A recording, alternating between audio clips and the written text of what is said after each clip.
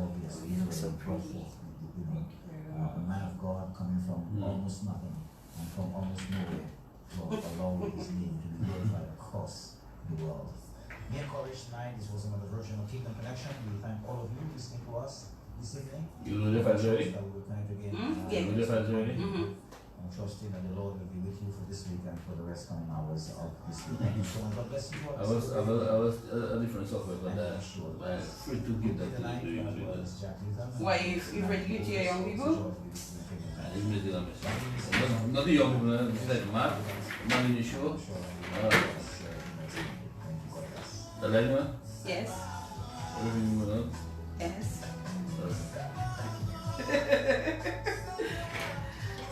Hi Facebookers, we're getting ready to start in just a while.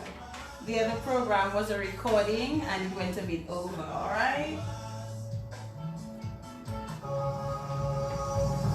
In the Spotlight on Q95 FM radio, every Monday night from 8 p.m.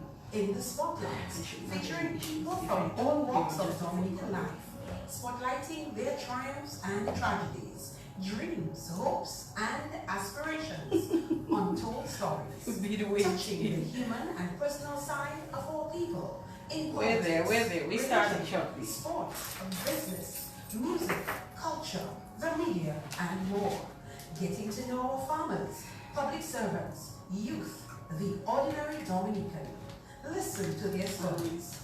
No limitations, no restrictions, no holds barred. Don't mess up your In the Spotlight, we'll also spotlight interesting topics, issues, and relevant situations. Don't miss In the Spotlight on Q95 FM radio every Monday night from 8 p.m.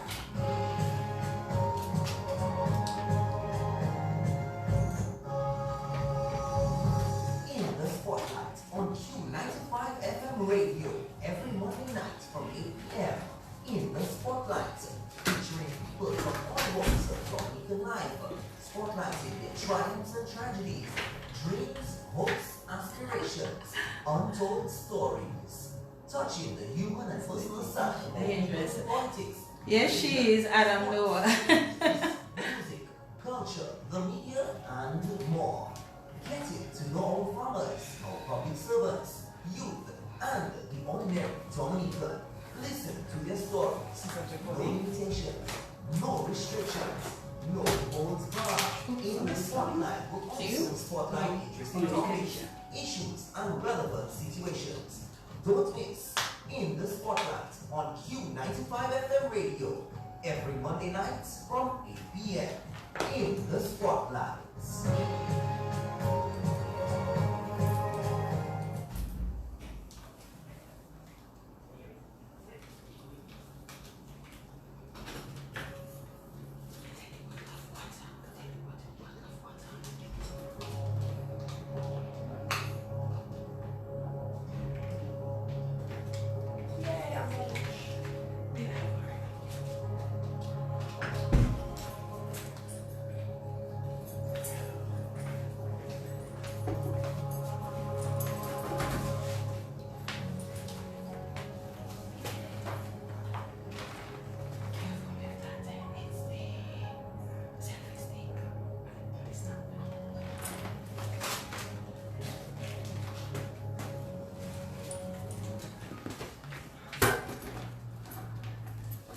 It is 12 minutes moving down past the 8 o'clock hour.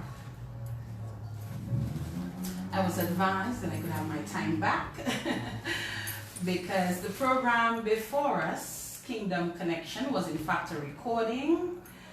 And so, you know, we thought it would have been rude to interrupt the program until it actually ended. So we thank all those of you who've been on standby, patiently waiting and wondering, are they still on? Yes, we're still on. So good evening, one and all. Hope you had a wonderful day today. Mine was a bit hectic. I know Kadisha too. But we are here because we promised you a program tonight. And once it's within our reach, we make the effort to be here, tired or not. In whatever part of the world you are tonight, tuned into the program, we thank you for choosing us. Oh wow, quite a bit of viewers already on Facebook. My guest must be pretty much loved. All right. The In the Spotlight radio show, our second program since our return last week. And if you were not aware that we actually resumed last week, we did. And we had Carla Amo last week on the program. If you missed it, you know, you have the opportunity to go back on my Facebook page or the In the Spotlight fans page or the In the Spotlight Facebook page and check it out. But we are happy to be here. All those of you viewing via Facebook Live, my guest looks absolutely stunning. But that shouldn't surprise anybody, right? Not at all. Ladies and gentlemen, it is my pleasure tonight to have the talented, beautiful Natalie Andrea Joseph. Back when I knew her, it was Natalie Marshall, but she'll explain all of that to us on the program tonight. Thank you again for tuning in. Let's get the ball rolling and go across and say good evening to Natalie. Good evening, Padina. Oh, and we do have the having me. mic. Yes. Oh, indeed. It is my pleasure to have you, Natalie. Thank you. Indeed, a pleasure to have you on the program tonight. And thank you for consenting. In fact, we spoke about this a few weeks ago. Actually, a couple months ago. Yeah. We spoke about this, and we agreed we would have done it in when the time was the right time. And so, you know, we are here tonight on the In the Spotlight radio show. And of course, the show is all about people. It's all about stories. It's all about inspiring. It's all about motivating. It's all about talking to people and getting people to understand certain things, why certain things happen in life, you know, sometimes why your life may not be perfect, or why this may happen to you and probably not somebody else. We hear about people's stories, and that is what we're about, and we hope that we can learn quite a bit about Natalie tonight on the program. So Natalie, let me allow you an opportunity to say good evening to everyone tuned in via radio and via Facebook as well. Good evening to all our listeners via Facebook, via Q95, via The World by extension. Pleasant evening to everyone, and thank you for tuning in. All right, they're tuned in. I can tell you that we're at least 23, 90 something and going already in terms of viewers. And so, you know, we expect that there's going to be some more coming on. So, Natalie, the very first question I want to ask you is, how did you get to Dominica? Can we start with that? Okay, yes. And we'll learn more about you as we go along. No problem. Well, my dad was offered a contract some years ago, I think 93, 94, somewhere around there, with a company that started here. And he came over, he established himself, settled in, and then in 95, 96, the family came over, the rest of us came over. So that's how I originally got here. I didn't really have a choice in the matter because I was just out of high school. So the family's moving, and here I am. What do you remember about, although you may not have had time, do you remember how the family felt about it? Yep, we were excited. Really? We were excited because just the whole idea of traveling, that was a thrill. I had never traveled before that, so my mom had traveled before, but for the rest of us as children in the home, I mean, dad is not there, we are accustomed being around mother, father, the nuclear family, so to speak. And here it is for 2 years, you know, we are separated, so we were actually looking forward to it. It was a new experience altogether, the whole travel. I remember when I first got here, I was like, okay, you know, you always have this imaginary picture of what to expect, but coming from Trinidad, it was very different. So it took some adjustments, some getting used to, and then I'm still here, so I guess I love it. Tell us about the family. Tell us about dad, mom. Okay, so it's my mother, Julia Marshall, my father, and I tell people I'm fortunate because I have two daddies. So my stepfather, I actually grew up with my stepfather, whom I love dearly because I never felt excluded. I was never made to feel excluded. As a matter of fact, I was 16. I had siblings, and he was still ironing my clothes for school, and everybody else had to do theirs, like things. So I grew up in an environment where I knew love. I knew love. I felt love. I didn't feel rejected as the other child. No, it was me and my 4 siblings, Nikisha, who's after me, Garth and Gavin, the twins, whom some will know as Jekyll and Jekyll. That's right. I remember the those twins, boys. and then my last sister Shoshana. Okay. So it's 5 of us. So where's everybody now? Everybody, all of them are back in Trinidad. Siblings all back in Trinidad. Mommy's back in Trinidad. We have just branched off. We have spread our wings and doing our own thing. So, but I'm here because I love it. Oh my goodness, because we have to talk about that. So I remember Garth and Gavin, right. And those boys were such a joy. They were in production at Kyrie at the time, I remember. Yes. And Kyrie was the radio station that we used, and we still do sometimes, for the production of our ads. Right. I worked at Cable and Wireless, and I always interacted with those 2 boys. I don't know if I could tell who was who. And I'm sure they played tricks on me and everybody else. But they were very talented and very creative. I would come to Garth and Gavin and tell them, okay, this is what I want done and so on. And once it was complete, I had a good product. And those 2 boys were very capable of doing that. So I know that about them in terms of their creativity.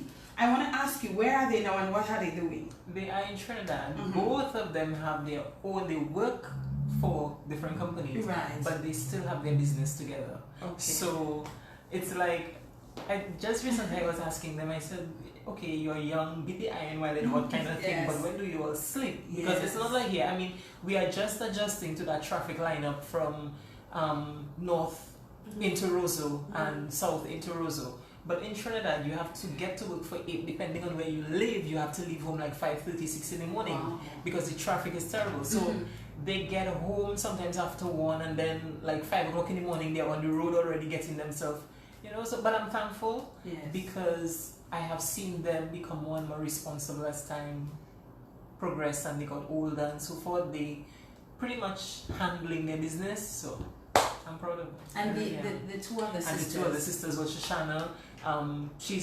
She continued her volleyball.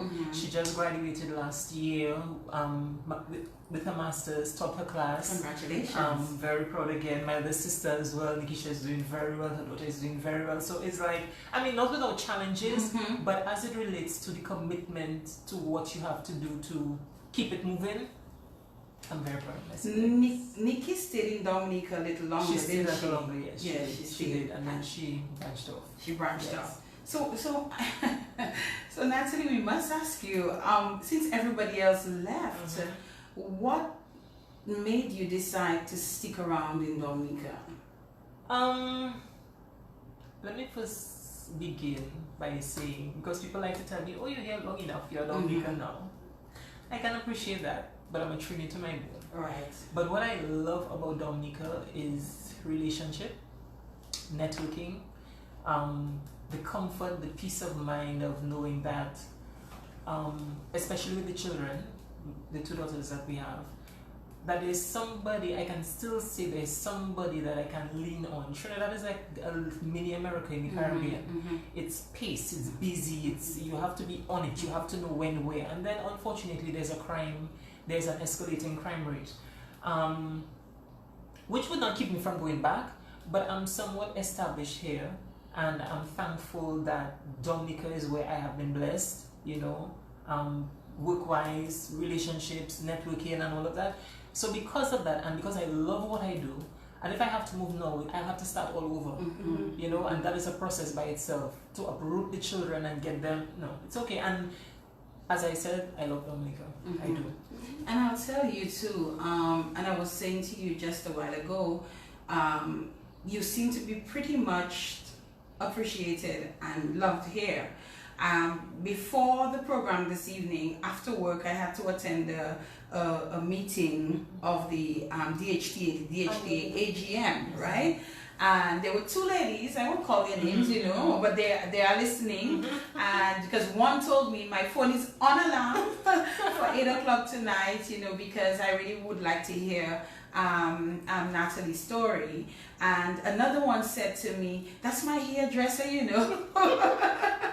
You know, so I was like, oh, I didn't ask them any questions. Right, by the way, I was not advertising the program or anything, you know. I was just told, you know, tonight, your program tonight, you know, my phone is on alarm, you know. I really want to hear Natalie. And then I went back, I went to the food area to get some water or something. And, you know, the other person came up to me and said, you know, they would be listening tonight. So, and again, I'm taking on the views tonight as well. Quite a few people are locked into the program.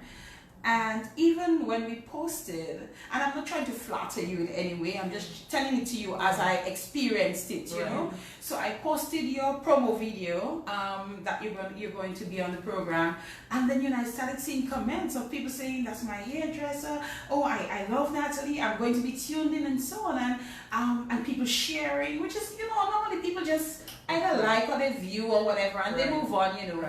But I saw quite a bit of interaction from the audience when I posted your video. So that said something to me as it relates to the person that you are and the people that you have as friends, as clients, as people who just generally seem to have some kind of affinity to you. I don't know if it's as an individual, probably as a church member, and we'll talk about that, probably as a client. But I hope you get that kind of love from them on a daily basis, and that they actually show you that type of appreciation that I've seen, you know, once I posted that you were going to be on the program. Well, what I can say, at the stage that I am now in life, it's not about, yes, we need money, but to me it's no longer about dollars and cents. Being a cosmetologist, hairdresser, or just the mere idea of having to interact with people daily and communicate, each of us have a responsibility to touch the life of another individual. We have that responsibility. And in the beginning, it's all about being the hairdresser, the person who can do that thing. But as you mature, you realize it's no longer about what you give in terms of the service. That is part of it, but the biggest part of it is how do you affect that person positively. So I say to persons, if you come to my salon and you don't like the service, that's all well and good. But even when you leave, you should leave with something. So liking the service is one thing, but how does it affect you personally? How does it make you feel better? Some persons will say, oh boy, I like you to cut my hair, I like you to, you know, color or do something that will transform. I like the transformation aspect, but it's not just physical transformation, it's spiritual transformation as well. Because we interact. And too much negative vibe. Our daily lives is full of negatives. Everywhere we look, there is something that can discourage us or make us feel that, why am I doing this? But if you can find the one thing in whatever it is you do that keeps you going, if you can feed off of that, that is enough to keep you there. Even if it's just one person you can affect, or one thing that you can change, because change starts with you. So if we cannot feed off of that, it doesn't make sense. That's where we lose our joy. Once it gets to dollars and cents, only we lose joy, because then we get tired, we get fatigued, we get drained. But in all that draining, you get drained and you can decide to pack it up. But while you're tired, you can still say, I can do one more, or I can do another one, or I can meet somebody else, because there is passion, there's joy. It's different from just being happy with what you do. It's not customer, no, it's relationship. We have gotten to that place where we have relationship. So if you come for a first time and I don't see you again, it's no big deal to me. Honestly, I don't feel any way that I've lost anything. Because one thing I have learned and I have grown to accept, people are in your life for a time. It's for a season. It's for a period. So you don't latch on to anybody that much, that if they move on, you miss them so much that you begin to grieve. You hold on to the memories. You hold on to the positives. But the rest of it, once you in some way or the other could have left something positive with that person, that's all well and good with me. And you see how we've started off, and I remember when I spoke to you as well, Natalie, I said to you, what you're going to give off on this program is the type of tone that I want. Since my mom's passing, you understand, and you're already giving it to me. You're already giving it to me because, you know, I decided once I resumed the program, my first few programs, I wanted to be that type of tone, that type of program where, you know, I can watch my guests and literally smile while they're speaking, and that is the type of thing that I know that I will get with you. So you mentioned the client and the relationship. So I want to ask you, Natalie, when a client comes to you, and we're just talking on this just a bit, comes to your salon, and you said it's more than just providing a service. So is it that you engage me in conversation? Is it that you don't just, you know, have the comb or the relaxer or whatever, but you engage your client? And do you test their vibe? Do you see, can I go there? Can I have that type of? How do you gauge? How do you decide? Well, one policy I have at my salon, and I take that very, very seriously. I don't engage in gossip. Right. I don't appreciate that is it. Important. If it's a general topic that we can all have, we'll have it. If you want to share something with me personally, we'll have that. Okay. But slander, he say, she, we're not having it. We're not having it. A bit.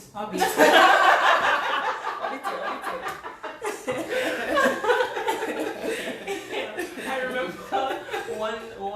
one day at the shop, I was actually working on a client, and there were a few ladies in the waiting area. They were having a conversation, and I'm hearing what they're saying and so forth, and they're in their own thing. But then it got to a point where one person said something and they made a specific, you know, and I said, guys, you're talking, that's fine, but please don't mention any names if you're going to be so sure of what you're saying. If you don't have the proof of what you're saying, please don't say it. Because they wouldn't say you said it. They would say Natalie said it. That's right. Because you're in Natalie's salon.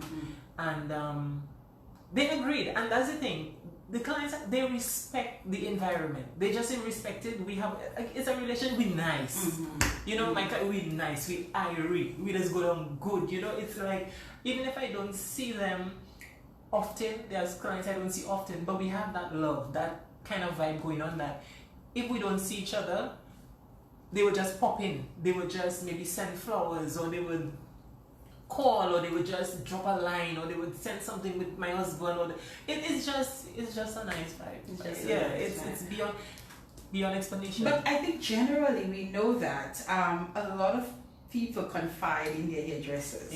You're sitting there, and you know, you just want somebody to talk to, and you're with your hairdresser, and you're just having that conversation.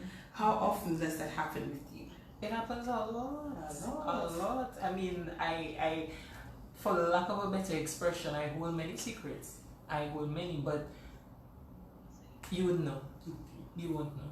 And the beauty of it is that I thank God that I have that privilege, because depending on who you share your information with, they can work for or against you.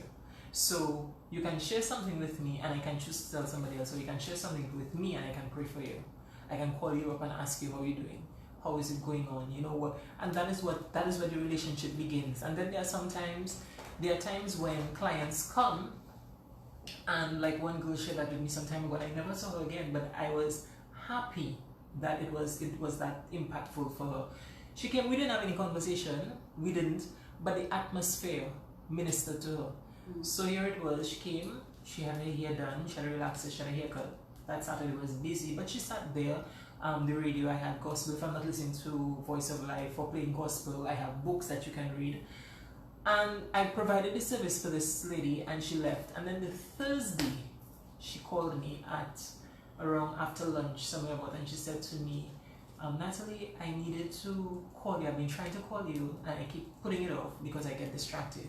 But I just called to let you know that I'm very thankful. So I said, okay. And then I said, who is this? Because I didn't recognize the number.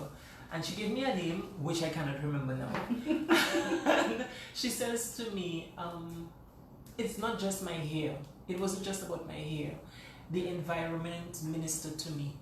I came to your salon with baggage. I came to your salon with a lot of things going on, a lot of back and forth in my mind, uncertainties and so forth.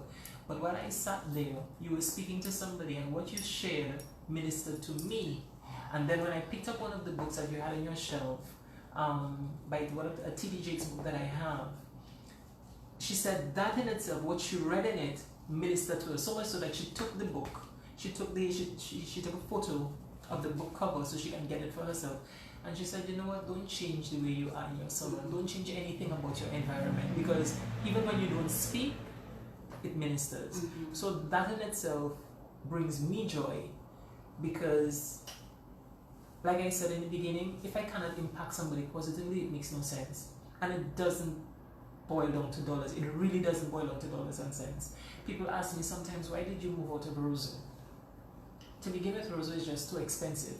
It's costly, and the overheads of managing a salon is just, trust me, it can be ridiculous sometimes. You might as well close. Literally. But for me, moving from town was a decision for family, because I didn't, when God finally decided to bless me with the daughters that I have, I didn't want anybody to influence them at that stage. I wanted to be the one to influence them from the womb to onward. And you know, sometimes we take things for granted. That first step, that first smile, that first tooth, you know, and I didn't want to miss those things. I really didn't want to miss it. So it was a sacrifice to move business home for financial reasons, economical reasons, and then to be able to be that person, be the point person, be the first person to witness their first. So that is how it's. Now this personality, this persona that you have, in terms of one who speaks positivity and motivation and all of that, was that always there? No. And if not, what obtained before and what led to this? Let's talk. Let's talk, Natalie. Well, when I first came to Dominica, as I said, it took some adjustment. Yes. It took quite a bit of adjustment. And there came a point in time when I worked with Caprice. I used to work with Caprice at one time. And that is when I really got to feel and understand the power of words and the effect it can have on you, because it was rough, man. People misinterpret you. They see, they don't know anything about you. They cast judgments. They say things. They do things, and that was hard. Let me tell you, that was hard for me. I used to go home literally in tears. Sometimes when I get home, I would leave town okay, but when I sit on that bus and I'm heading home, or if I get a ride, sometimes I'm there quiet, but I'm crying because I'm getting used to this thing. What is it? I came from a society where people don't care. They tell you what they have to tell you. They say what they say, they move on, they don't worry with you. But it became personal because then society is small, you know, and everybody gets to know you and that sort of thing. And I remember one night I got home and I got to bed and I cried so much. I cried. My mother used to be worried because she's like, what is going on with this child? She's going to have a nervous breakdown and blah, blah, blah. Why? But one thing Mommy used to do at night when we were asleep, she would come in the room and pray over us. And then one of the nights she came in and I felt her hand on me and she was praying and she was asking God for a breakthrough for me. That I would come to that place where I would decide what I want and I'll be able to walk in His destiny for my life. And I listened to her pray, and because it was soulful, it was deep, because it was coming from a mother who was genuinely worried. I didn't make her know that I was awake. And I laid there, and within that I began to speak to myself. It's like, okay, Natalie, you need to toughen up, because this is not just affecting you, it's affecting your mother, because she was really worried about me. And certain things that happened in my life, you know, it's like you're looking for friendships, you're trying to fit in, you're trying to, you know, find your way in a place where you really have no sense of direction, because here you are, you don't know anyone, uprooted, no friends, no classmates, pussy, and you just have to begin to live. And I started doing that. And along the way, as I got older, I realized experiences. I remember when I was 18, my Daddy wrote me a letter because we had some rough times growing up. So I know what it is to, and I know what it is to not have, and I know what it is to be humble. And I really see that humility takes you places. I have come to see it. And I remember Daddy gave me a letter when I turned 18, and the letter started with him saying, I still have it as a matter of fact, I don't have the money to buy you a gift, but I can give you this. And he wrote me this letter. He told me all the things about me, all the positive things and so forth. And one thing that he said in the letter that stuck with me is that your mom and I have taught you a lot, but there is no greater lessons that you would learn than the lessons that life will teach you. And I pray that you learn the lessons and you learn them well. They will mature you and they will make you into who God wants you to be. And I see it because it's through the experiences that I have learned and I have grown. And as I tell my children, and even when I encounter teenagers, or even when I work with Queen contestants, and so when I used to work with them actually, I would say to them, don't let things happen to you for you to learn. Look at people, get to know people, see where they have come from, look at the challenges and the hurdles that they have overcome, and learn from that. You don't have to literally knock your own toe for you to realize that it will hurt. Look, and learn from the experiences of people. So that has done a lot for me, and as a result, I take it personally, internalize it, think about it, and I tend to have that conversation with God ever so often. I mean, nowadays you tend to wonder if God really exists and if he's there, because there are so many things that are happening around. And if we look at Bahamas and all these people that perished, yes, he's still there. And until you do not have that personal encounter with him, me telling you about God is just me saying about God, but until you don't have that personal encounter with him, it wouldn't mean to you what it means to me. So experience, relationship with God himself, and allowing that to grow has helped me to develop to where I am now. I'm not there yet, but continue to work on myself, continue to recognize. And that's the thing, we have to learn to be honest with ourselves. We'll have to be honest. We cannot keep saying, somebody has done this to me, somebody has done this to me, somebody has done this to me. Okay, what have I done to contribute to it as well? You have to be able to ask that question as well. Be honest with yourself. Look at the ugly sides of yourself and say, look, okay, this is what's happening, this is where I am. Natalie, that customer said she didn't like that, she didn't want that or whatever. Did you in any way participate in her dissatisfaction? Did you impose anything on her? Did I, sometimes I'll have to say, okay, this is what it is, this is what happened, I apologize. And that is a thing that we don't do. We hate to apologize because we figure to apologize is to lose, it's an ego thing, it's a pride thing. And that's our biggest problem. We're just too proud. We are just too proud. We are not, we don't want to accept the truth about our weaknesses. We don't want to confront our weaknesses. To begin with, I am who I am, I'm self-made, and that's it. But for you to be strong, you have to accept your weakness, because your weakness will always be a weakness if you do not accept it as a weakness to grow from it and get stronger. You understand? So it's like even coming to the classroom where we have our children and we want to push them, we want to push them. But you're pushing them in their strong areas, but what is the weakness? What is the weakness? They may be good at every other subject, but they may not be good at articulation. They can write everything, but what is their weakness? We teach our boys not to be weak. We teach our girls that they have to be strong all the time. And then what do? We contribute to them self-destructing because we don't accept what our weaknesses are. And I have learned to do that. I am not a perfect person. I am by no means perfect. There are things about me that I have to work on. Even with my children, I sometimes if I punish them, or if I come down on them hard at times, and I have to look at it, if they come back to me and they say, or I approach them, do you understand what happened? By the time they get to explaining, if I have to apologize, I apologize. I'm not too big to apologize. To your children? Of course I do. Because I don't want them looking for anybody else to confide in. I don't want them looking for anybody else to go to as their BFF other than my mother. We don't have that friendly relationship. Don't get me wrong. We are friends to the point of you can trust me. Mm-hmm. That is a friendship. Trust me to tell me what you need to tell me, but understand that the grounds of respect is always established. We just don't cross that boundary of respect. And it's just basic. Mm-hmm. These are the basic things. We move away from the basics, aspiring to what we have in our mind that we see on YouTube and we see on internet and everything, and we figure that's the perfect life. But behind the scenes, what's really going on? Mm-hmm. It's behind the scenes. We have to go behind the scenes of our own lives and look at it and deal with it. So in essence, what you're saying here is that some of your life experiences, some of the challenges that you faced led you to a direction where you had to take a step back and begin reflecting on some of those experiences and some of those challenges to get you to where we could say that you are at this point.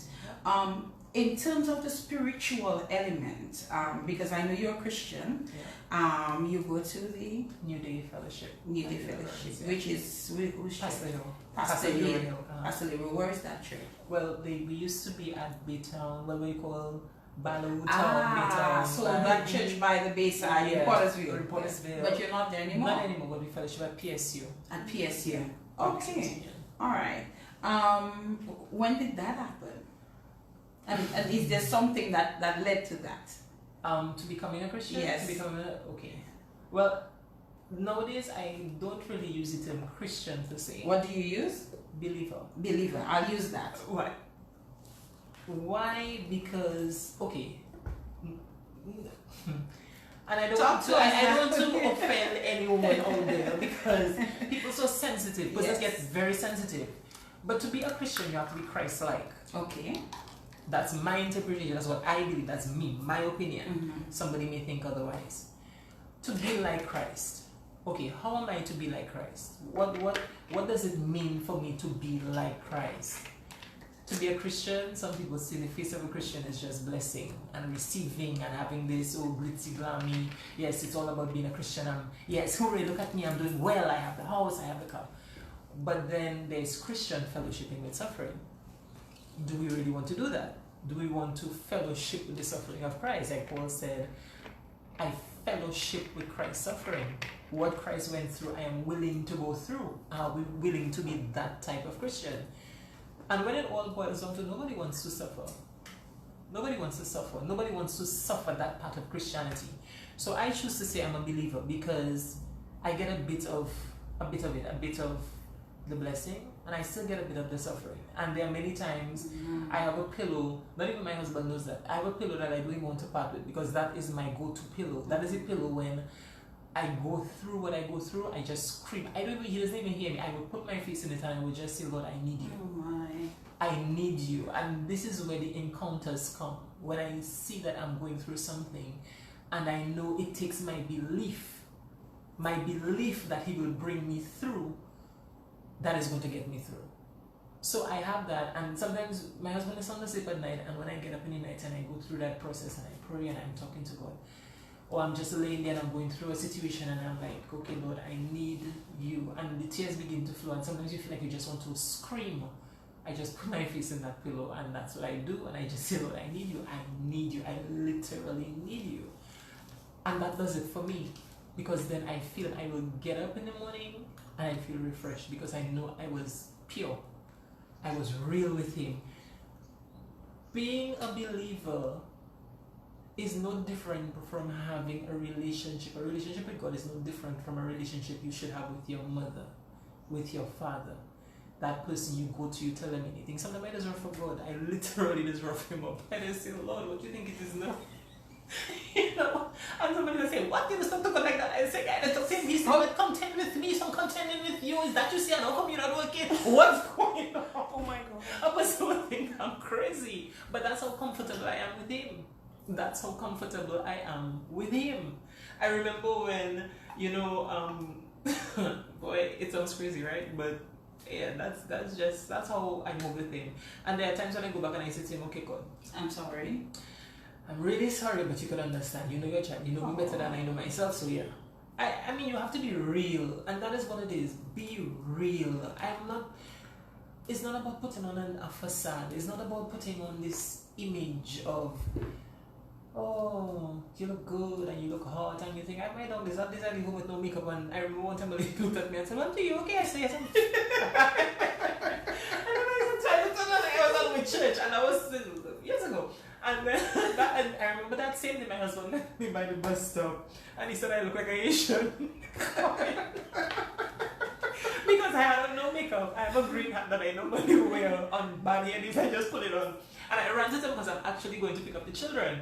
And when he saw me, I had to meet him at the bus stop to give him something. He said, "Well, I'm telling you, look like an Asian. What's wrong with you? You're looking like one of them that looking on a field or plantations."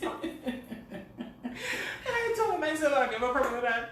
I said, "Boy, don't leave me alone." So when I went into a church, the lady says to me, "You okay, Natalie?" I said, "Yes." She said, "But you're not glam up." I said, "I don't have to glam up to feel good. Glamming up is just a coverage, you know? But it's to be comfortable with you. So when you're comfortable with yourself, who you are and where you have been, and you know it's God that brought you there, you go to him, you get to that place where you speak to him and you say, it's like, we're like partners, we're hanging on the block. But that doesn't mean that I don't reverence him, I don't respect him, I don't fear him. Of course I fear God. Of course I fear him. I am but dust. You understand? But it's developing a relationship that you are comfortable with him, that you can say to him, because he already knows. But he wants to hear from us, he wants to hear from me. So I can say to him, "God, you know what? This situation is not working out. Or this is not what it is. Lord, I'm going through this and I really need you. Please, I need you right now." And becoming a believer, it brought many challenges. It brings challenges. Life doesn't get perfect because you become a believer, you know. I made that conscious decision because I wouldn't say it's a pact I made with God, but it was a commitment I made to him. And I decided, you know what? God, I'm going to serve you for the rest of my life because of this that you're doing for me. And I am not prepared to go back on that. So let's talk about your family. We have quite a bit more to talk about because you've done, I mean, you're into fashion, you've chaperoned queen contestants. I would probably want to know what it is. How do you decide, I'm going to work with this girl? You know, we have a bit more to talk about. But let's talk about family. You talk very proudly of your two daughters. How old are they, if you don't mind? 11 and 13. 11 and 13. Two beautiful girls. Yes, somebody said that to me today. "But that's so beautiful." I was like, okay. You know that happens, you know, it's like, you know, somebody's coming on the show and then people just find they have to mention something to me about the person or, you know, about their family, their daughters, whatever the case might be. So that was in fact said to me today. And you're married. So let's talk about how you met your husband, if you don't mind. And, you know, where you are today. Okay. So my husband. Okay, Tony, Anthony, we grew up together. We are childhood friends and then we became sweethearts. I met Anthony through my cousin. They used to come up when I used to go with my grandmother to spend time. Are you talking about Trinidad? Yeah. Is it Trinidad? Yeah, he is as well. I thought Tony was Dominican. I'll stick to my own, thank you. I'm saying that in essence, that you know what, it is what it is. Yes, yeah, yes. we are every man. Yes. Yeah. So he used to come up with my grandmother, with my cousin, and help my grandmother because he personally he likes older people. He likes older people. He likes to do things for them. And he would come up with my cousin, they would full water, clean the yard, check the chickens, they will do, you know, and then we had our time. But as children, we growing up as children, I never thought that we would have ended up together. But it was one of those things when he would come, he would say that my grandmother would dare not go to her bed because she not leaving her granddaughter and two boys in the house. So she would sit at the window. We're sitting in the living room. She has a chair by the window and she would sit there. She would knock 15 times. She would knock her head 15 times. She's not going to sleep. But we are there. And it happened so that when I left high school and I was doing programs in between, I was doing a course in sewing and I was working at a store called A Boutique. He would come and meet me and we would just go get ice cream, but that is even as friends. And then later down, I think it was about when I had to leave to come up here, I just left and I didn't say anything about coming to could Dominica. you? Everything just happened so fast. It just happened so fast that, it's like after you said, oh shucks, I didn't tell that person I was leaving. It was one of those things. And then I came here, and then years after, in 2000, he came up, he visited, and he's my husband today. Oh wow. So he came to Dominica to see you. Yeah, yes. Came to see me. And it's like, it was a big adjustment for him, because he is I don't want to use the word frivol, but he's a free-spirited person. He likes fun, he likes partying, he likes spreading his life. So Dominica too was a big adjustment for him. Mm-hmm. But I guess interests and something different and trying new things, and us being here, we started getting closer, and it just went from okay, we're together, and then we started talking about marriage. Okay. And I too had a part to play in that, because we had gotten serious enough. I said, you know what, I'm not going to stay like this. Mm-hmm. Mm-hmm. So we need to make a decision. Mm-hmm. Either we're moving forward or we're moving back. But I can't stay agree. like this. And some people need to do that. Yeah, we need At some point, make that decision. make that decision. Yes. And the decision became one where he said, yeah man, we'll do this thing. I don't have a problem, and let's do it. And then I had gone to Untold Swinging Stars. And when I came back from the tour, earlier on that year I had surgery, when I came back from the tour, I got pregnant with my first daughter. And then we were in silly discussions of getting married. And then he's like, okay, you've had this experience before, miscarriage and so forth. Do you think you want to wait until after the baby for us to get married? I told him, no, I'll change the date, I'll change the dress, Mm-hmm. but I'm not changing the date. Right. So that's fine. I wouldn't be the first big belly woman to walk up there. Exactly. So he was like, you sure? I said, yeah, you know that pressure thing, because I've had that misfortune before. Okay. So at that point, but we went ahead. You went ahead. Yeah. Okay. You mentioned the misfortune, and you just kind of brushed over it. I know it may not be something that you want to revisit per se, Okay. but a lot of women go through that. Mm-hmm. I don't know what it is to go through Mm-hmm. that, so I cannot speak to that. What is it like? What does it feel like to? And was it once or 3 times. 3 times? 3 times, and that is what 3 times before you had your first child? before I had my first daughter. Ooh la la. Yeah, but How do you go through that 3 times? How do you go through that once? That's for 3 times. yeah, it was. I remember one of them distinctly when it happened. We were at home, and then we were living on Old Street, and when it happened that afternoon, I called him and I showed him, and he was like, "Okay, you okay?" And I told him, I was like, "Okay." I think that was the last time. I was like, "You know what? Yeah." And I just like numb myself. You just. Honestly, the first time it happened is like a shock. Okay, that happened, and you feel okay. You might go again a second time, and it will happen. You would actually have this child, and then it doesn't happen, and then another time it just doesn't happen. To really go back and say how you go through it, all I can say for Dinah is the grace and the love of God. Because one thing that kept me going in my mind was, there was a point in time when I said to myself, again contending with God, I said to him, all the women in my family have children. I am not going to be the mule. I told him that literally. I said, God, I'm not going to be the mule. I am not going to be that one to not have. And I remember going to Dr. Surrender at the time. And it was so miraculous for me, even being able to become pregnant, because I was diagnosed with endometriosis. And endometriosis prevents it altogether. So it was miraculous in that I was even getting pregnant.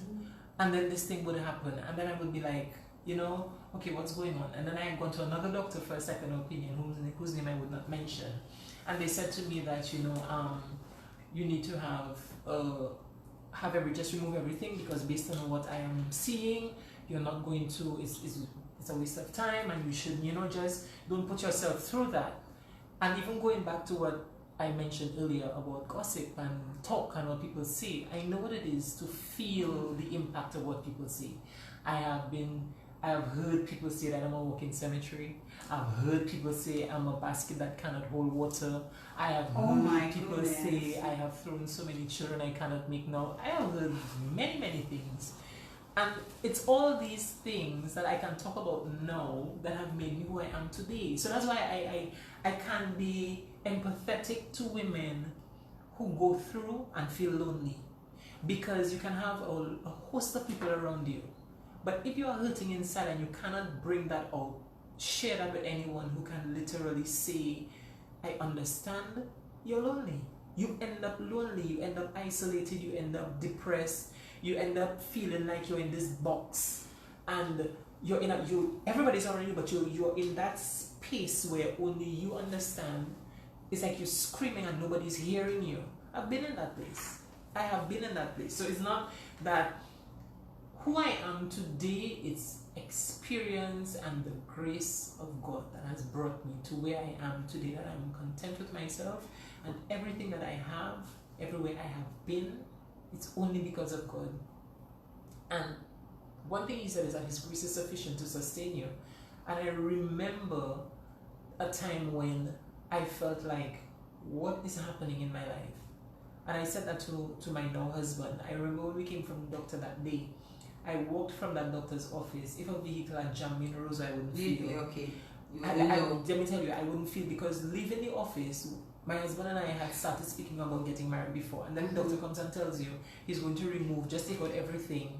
I start thinking, okay, how am I going to do that? Remove everything, and I have a husband. Suppose this man, yes, my husband has had it at the time, he had a son already, okay, right? Who's now a big man, but you want to have your own, my God. You want to be able to bring forth, of course, for your husband, and it's like, okay.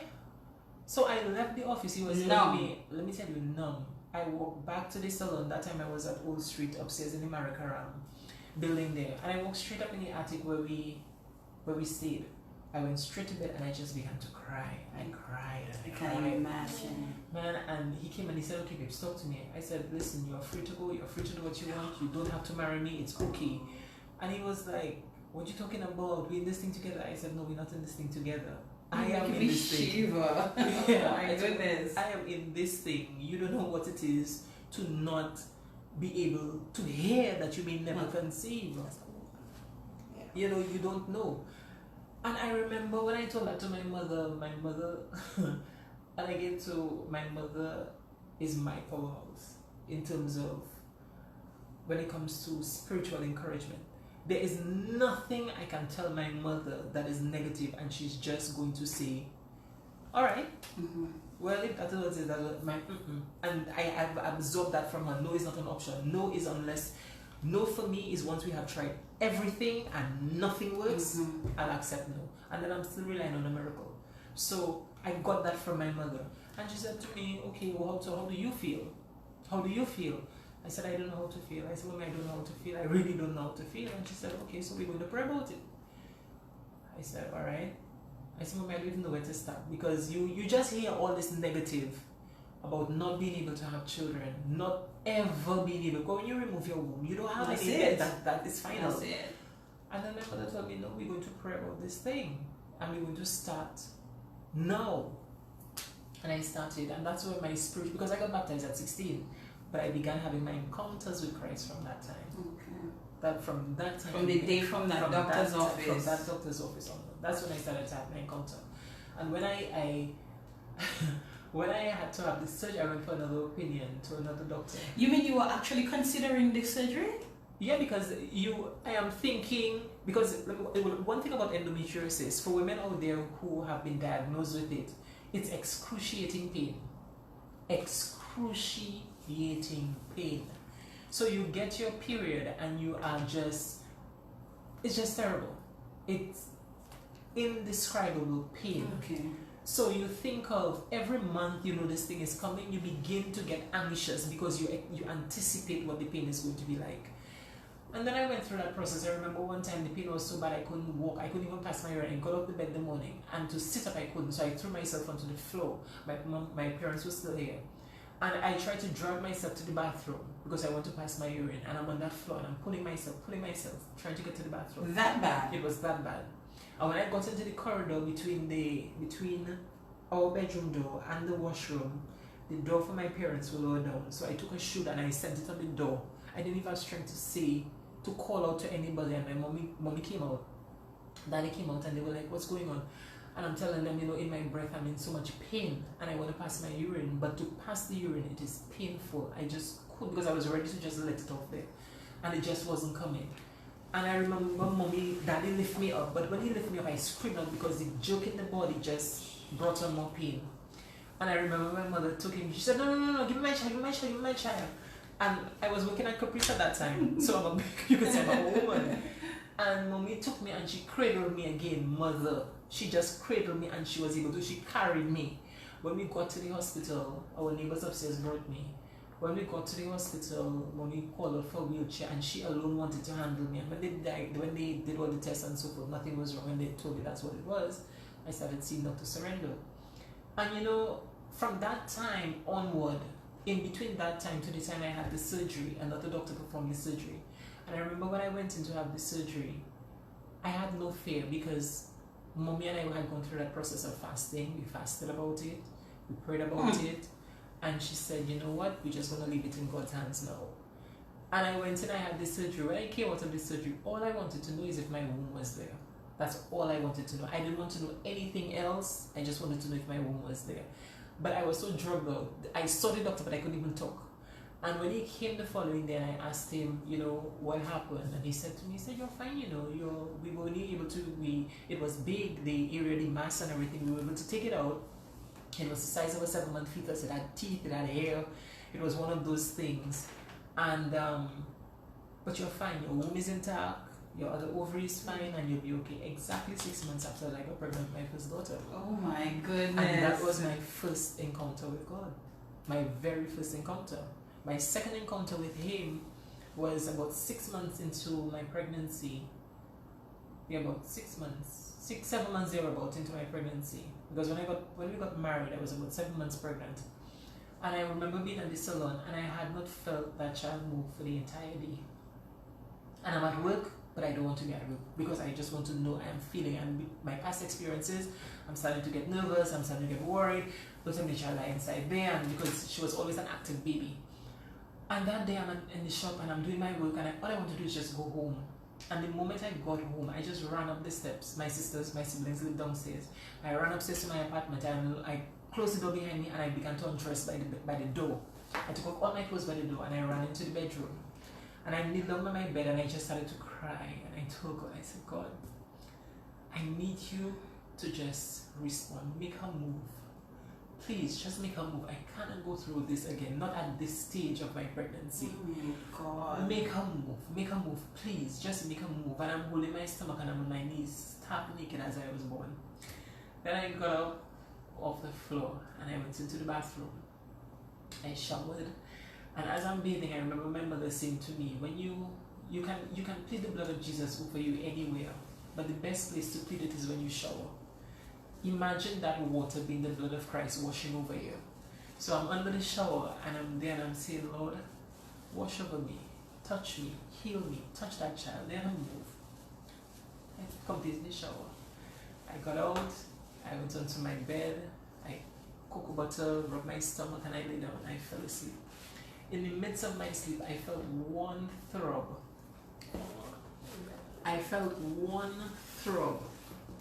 When I looked, I saw a foot pressed up against my stomach and I just started to cry. I said, Lord, thank you, because at that time my husband was in Anguilla, so I was living alone. Even though my siblings were downstairs, I was alone in the apartment.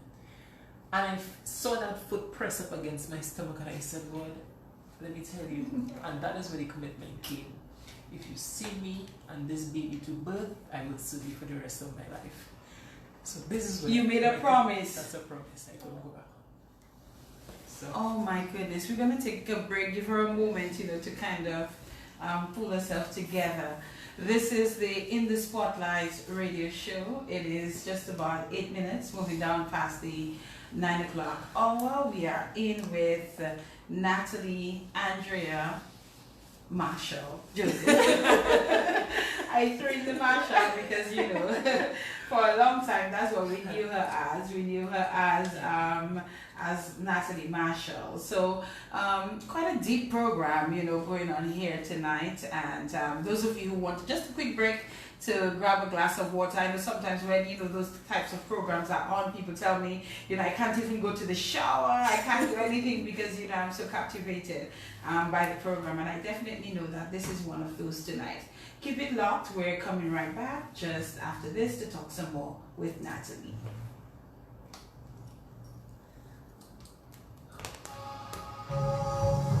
In the spotlight on Q95 FM Radio, every Monday night from 8 p.m. In the spotlight, featuring people from all walks of Dominican life, spotlighting their triumphs and tragedies, dreams, hopes, and aspirations, untold stories, touching the human and personal side of our people in politics, religion, sports, business, culture, the media, and more. Getting to know farmers, public servants, youth, the ordinary Dominican. Listen to their stories. No limitations, no restrictions, no holds barred. In the spotlight, we'll also spotlight interesting topics, issues, and relevant situations. Don't miss In the Spotlight on Q95 FM Radio every Monday night from 8 p.m. One-on-one with interesting personalities, educational and informative topics and issues, intriguing and entertaining, a must listen to. In the Spotlight, Monday nights from 8 p.m. on Q95.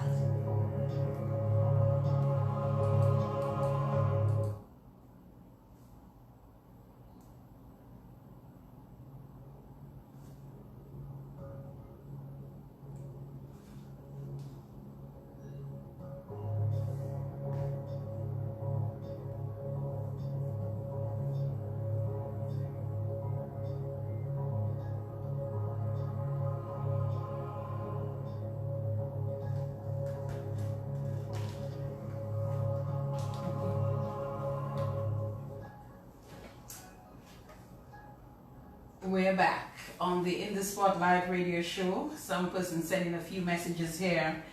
Apparently somebody, you got married in Trinidad, did you? Yes. Oh, somebody attended your wedding and said, an extremely lovely bride. I had the privilege to attend their wedding in Trinidad.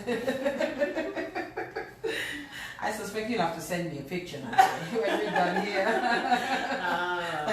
Okay. Those of you who have my mobile number and you feel like sending a message, you know, you can feel free to do that as well. I actually have this phone in my hand tonight, so you can message there as well. And there's a few other messages there. Thank you all those of you who are tuned in and locked into the program, and those of you who are really feeling the inspiration and you know, the motivation and the truth that's coming from this guest right here tonight, sharing her reality, her truth and her reality, that not many people would be open to speak to some of those things that she's speaking to us about. But you know, I think it's a good opportunity for us to listen. And there are a few things she said earlier on in the program, you know, that had me thinking, and I'm sure it had many other persons thinking, and probably some feeling and saying probably that I can relate to what she's talking about, you know, the gossiping, the saying things about you that are untrue and all of that, you know. Sometimes you try to block out people, but and those kinds of things, but sometimes they just come to you. They come to you and they come at you and you just cannot help but, you know, listen to what it is that, you know, they're actually saying. But these encounters, Natalie, and that promise that you made to God, that see you through with this baby and you will serve him for the rest of your life. He saw you through. He did. Safely, he too. Did safely. Safely. What was the delivery experience like? Beautiful. You're joking. Who says that delivery is beautiful? I'm saying it is. You know, the delivery was, I mean, everybody have had, different people have had their experiences. People talk about the hospital and all these sort of things, but personally, I have never had a bad experience at the hospital. the most beautiful experiences I've had at the hospital were the deliveries of both girls. The first one, I remember going to the hospital on the 1st of, no, that's the second one. I remember going to the hospital for the first one, where the doctor says to me, he's sending me up because past experience, and he doesn't want me to just, because one of the things, when I was about 4 months, he wanted to give me a little suture, close my cervix, and I told him no. So no more then? No. When I was pregnant with my first daughter, Okay. to prevent me from miscarrying. I see. He wanted Also to close it up a little. And I told him no. He said no. Yeah, this is a risk. I said it's a risk, but I'm trusting. Now, don't get me wrong. No woman out there who your doctor's advising you to do that, don't go and see Natalie say no and you go in my face. That was my decision. I chose to go that way. So please do not take that decision based on what I am, on what I have done. But I opted to not, because I felt as though I still wanted to test God a bit more. I wanted to test him a bit more, and I said, you know what, Lord? Okay, how about if you just clot that blood of Jesus a little and just plug that cervix and keep that baby in there? That is, you looking at me, but literally, that is how. It sounds ridiculous to somebody listening who may not have a level of faith. I'm not saying that level of faith, but a level of faith. Because the pregnancy was so smooth. I had no morning sickness. I never vomited. I never spat. I never had cravings, except for I had a greater appreciation for fig and codfish and plantain. Okay. And my good friend Valerie used to bring that for me every time she cooked. That's what she'd bring for me. But it felt good, and there was a confidence in my spirit that it's going to happen. It's going to happen. Until I got to that place that day when I couldn't feel the movement of the baby, I realized it was going to happen. So then time came for delivery. I was 34 weeks actually, and the doctor says, okay, you're going up. You're going up because you need to rest, and baby can come any day. Fortunately, when I got to the hospital, I had no pain.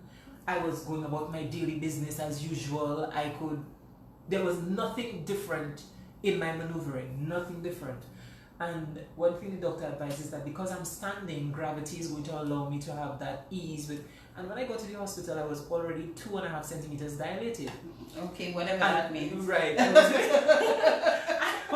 I was sent to rest, but my body was already in preparation for delivery. Yes, so my cervix was opening up. And while I was at the hospital, the days would come, days would go, and I'm just there and I'm saying, but I'm getting bored, this child not coming and whatever. And every night I'm up and down walking the corridors in the hospital, and it's just me and God, and we're talking. And when the day came for delivery, all I did, I asked the nurses if I can play some gospel in the delivery room. And I remember my last sister, Shoshana, came and she stayed with me. And while I was in the delivery room, I was very calm. And then in comes this woman, and she is wailing, and she is screaming, and she's carrying on. And I started getting a little anxious, and I'm saying, is this how it's going to be? Is this how it's going to be? Am I going to be, so overwhelmed with pain that I cannot control myself? So my sister is saying to me, Natalie, relax. I assure that is just a show. That is just a show down my side. Then one of the nurses was so kind to come over and say to me, don't worry, she had 5 babies already. She just vomited food. That's it. Just relax yourself, you'll be fine. You'll be fine. She's going to try to frighten you. Yeah, that's exactly what she said. Just ignore her because she will scare you. And the process went by so smoothly that I remember Dr. Odiyama came with some doctors from Ross. And I was in process for the delivery, and it was becoming a bit more intense. And then he came and he asked if it's okay for his students to witness the birth. And I don't know if it's maybe the discomfort. I just told them, sure, no problem, that's fine. But you don't really care who sees anything at that point in time. But I never really, you really don't care. So, what? No, I wouldn't agree to that one. The atmosphere was just, for me, it was angelic, because the gospel was on. Fortunately, all the nurses were into it, and we were just singing. And yes, I had the moments of the intense pain and so.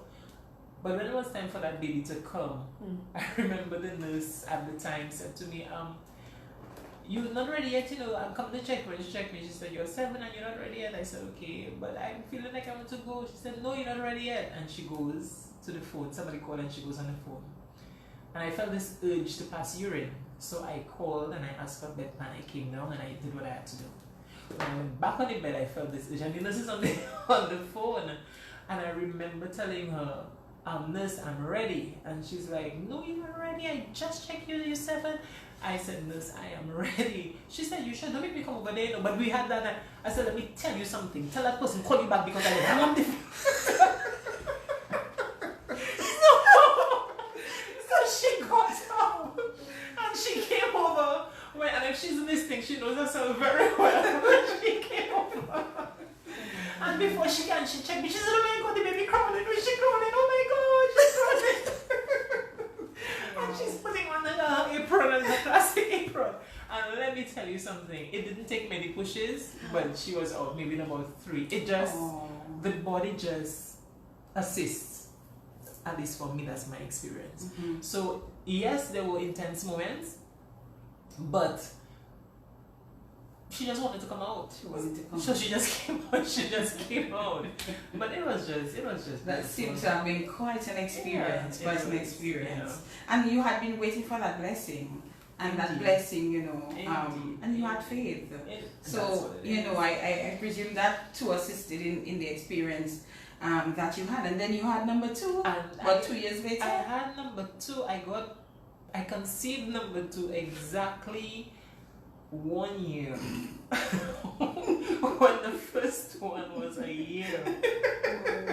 And mind you, for that entire year, I had not seen, my cycle had not resumed until my daughter's first birthday, because I breastfed from birth to 2.5 years. She never took formula, so both of them, they were strictly breastfed babies. And when I conceived the second one, I didn't even realize I had conceived her, but I conceived her anyway. And I remember saying, but wait a minute, how is it that I haven't got my period? Again, I got 1 period, I should get the second one by now. But my husband had visited for her birthday in between. From Anguilla. From Anguilla. So when he came, so he was getting ready to go back. And I said, but how come you don't come and say, let me at least check? When I did the test, I looked at the thing and I just had to cry. I said, what? What? I'm in the bathroom and I don't want anybody else to hear me because I'm there like, what? What? My sister, what? And that's what I'm saying. And I'm like, oh my God, what are you going to do to me? Oh my gosh. And I remember I had to do a session at a church in Portsmouth, demonstration and makeup, to do makeup application with the ladies of the church. And he was leaving that Saturday to go back to Anguilla. And I remember going to Portsmouth. I told my good friend Valerie, she went with me. I remember going to Portsmouth with that on the chest. What do you call it? The test. The test in my pocket. And every time I stop, I'm watching it. You were in doubt. I was in doubt because I just had this baby. I only had 1 period. And here it is, I'm saying I'm pregnant again. And I'm but how am I going to tell that to Tony? How am I going to tell that to him? But the good thing, he was leaving that day. As soon as he got back to Anguilla, he called him. You mean you didn't tell the man in Dominica? No. You don't do that. You don't do that. In a situation like that, you don't do that. Fine, there's a risk. You don't know what you're risking. You just don't do that. And he went back, and when he called the night to say that he arrived safely, I told him, okay. He said, you okay? I said, yeah, I'm fine. He said, alright, well, I go. I said, anyway, you left a suitcase in Dominica. That's the way you said it. You left a suitcase in Dominica. And he was like, a suitcase? Hold on a while. He left. He didn't pick up what you was. He went to the court check. He had all his suitcases. So he came back on the phone and he says to me, but what you talking about? But I have all my bags. I said, nope, you don't have all my bags. You left a whole suitcase full with everything in Dominica. He said, girl, what you talking about? I have all my suitcases. I said, anyway, when you're pregnant. He said, what?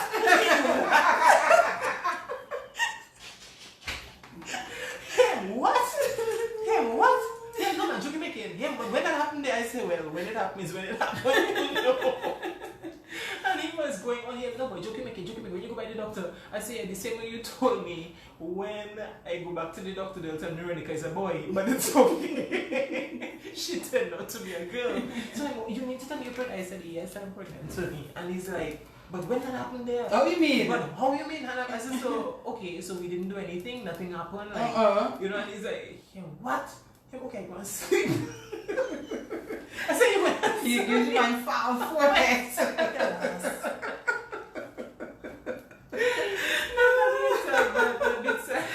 Anyway, that's a good one. That's a good one to use. Your husband or your boyfriend comes down, he working on the ship, he comes down for a little time. You know, it's 2 months, there's nobody coming for, he going back, he leaves something behind, send him a message, give him a suitcase behind. I like that. Yeah, boy. But Moving a good one. Yeah, man. Even the second pregnancy was just as smooth. Delivery just as smooth. And labor doesn't be long, so Yes. it was quick. And the girls are well, thankfully. All right. Moving on, let's talk about we spent some time as well talking about you as a hairdresser at the beginning of the program, but how did you get into hairdressing and fashion and all of that? Because you are quite fashionable. Thank you. And you look very pretty tonight, I didn't tell you Thank before. you. Thank you. Well, it happened. So when I left high school, as I said, family background, we were not, lack of a better expression, well-to-do, so to speak. So my mother ensured that I particularly learned skills. Okay. Whatever training, whatever courses were available, she enrolled me in them. Summer vacation, I'm home for a week. Second week, by the third week, find yourself doing something somewhere. So I was enrolled, with YTEP program in Trinidad, Youth Training. What's that? Youth Training Employment Partnership Program, acronym YTEP. Okay. And I started that during the summer vacation, and it continued even when I resumed school, 4th form, 5th form, I continued there. And even after I left high school, I continued with the program. So I would end one and I would do another. So that kept me, so I did tailoring, I learned to sew. So you can sew? Yeah, I sew. All I sew right. as well. But Okay. Yeah. You don't have much time for it. Not for, Are you good at it? Well, well. I put a couple of pictures of one of the things that I have done on Facebook for myself. I would sew my children's school uniform, although for the past time I've been having another lady do it for them because of time again. Okay. So, but preschool, all their preschool uniforms, when they started primary school, I would make their uniforms and so forth for them. Some of their dresses, I would do that as well. Okay, so you're good. You're good enough. If you say so. Yes, but as a result, I did those. And when I went to enroll, I wanted to do the cosmetology program, but the class was full. Okay. So I did the tailoring, and the following year I did the cake, decor and design. So you tailoring, hairdressing, cake decorating. Yes. And the hairdressing, how that came about, at the end of the first year, they usually have a zonal competition, Mr. and Miss YTEP. So they choose a guy from that zone, a female from that zone. That year I was the one selected. And it's a competition like a queen show, but the queen show, queen king show kind of thing, you have to know the history. You're given an ethnic group and you have to portray everything from that ethnic group. So you have to, if the guy is doing the cooking, he has to prepare something food-wise. If it's you sewing, they have to prepare an outfit for you depicting that that ethnic group. So for me at that time it was the English, so I had to learn to do the walls because the talent of it, you had to learn to do the walls. So the guy and I had to do the walls. His class had to prepare something from the English, and my dress was one of those English medieval dresses and so forth, and I had to do all the curls and things.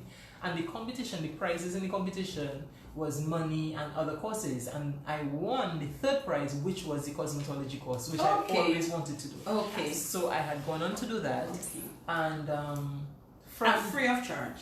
Free of charge, everything paid for. So I went on to do that, and I did the course for St. Gloria's in San Fernando, and then I did another attachment again with Michael's and Gloria's in Port of Spain, and that is where I learned to do Caucasian hair, Chinese, Indian, the different ethnic groups and so. Okay. And it just went from one thing to the next in terms of growth. When I came here, I was introduced to Mr. Caprice, and I thank God for him because he trusted me. He trusted me because I did not train under him. I didn't learn. I came and I just came with what I have, but he had to trust me to put me on a client to begin showing what I can do. And from the first day he put me on, he just kept on pushing me, kept on encouraging me, and never stopped, never brought me to a halt. He always gave me that opportunity to keep going, and I'm very thankful for that. But you've taken that skill even further, because just recently you participated, if I recall, we didn't do any prep for this show, but I'm remembering that you recently participated in a competition somewhere, and then you came second. Well, actually, the competition only had one prize. One prize, okay. Which was a grand prize of 5,000 US. Okay. But I guess, and being in Barbados, it was the first time for me. But nobody knows me, and one of the deciding factors of the competition is crowd response. So not being a Bajan, not being known, and we know how it is over there. Yes, how it can be. The only person that was rooting for me literally was Shannon Newton. She was up there, and Shannon was screaming her voice out for what I presented on stage, and a few persons. But again, they don't know me, so therefore I did not get that crowd response. Right. However, at the end of the competition, the judges were like, they came up, the sponsor, the overall sponsor of the show, he came up and he said that he knows that the show only has one prize, but there was one piece that he just could not allow to pass, and if we had other prizes, we would have definitely gotten it. Okay. So then he said he's calling Dominica, and I didn't hear because I know it's a grand prize thing. So yes. So then when he called Dominica, and he said that he was fascinated with the whole presentation, the design. So he spoke up and he spoke up. Okay. And for the competition, what I also did, I got a clip of Dominica post Maria. It was done by Sheldon Casimir. Right. Sheldon Casimir, he was also a sponsor as well. He gave me good support. He put a nice little clip together of Dominica, and part of that was the depiction of what the hairpiece was, and the presentation everything came through so flawless. I'm not saying that I should have won, but you could have won. It was competition for who won. Because when I saw some of what was put out there, I must say that in Dominica, we don't, and I'm saying we because this is where I live, we don't give credit to what we have enough.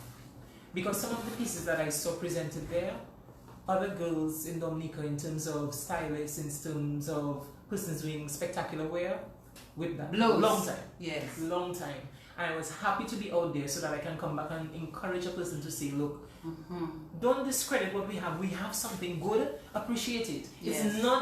It's not where it could be yet, but it's getting somewhere. So keep pushing it, and don't, especially when young people, don't make them feel that they don't have a voice, or they don't have input, or if they come up with something, it's not good. We have to learn to step aside and step behind them and push them forward, because we cannot always be in the forefront. We cannot always be there.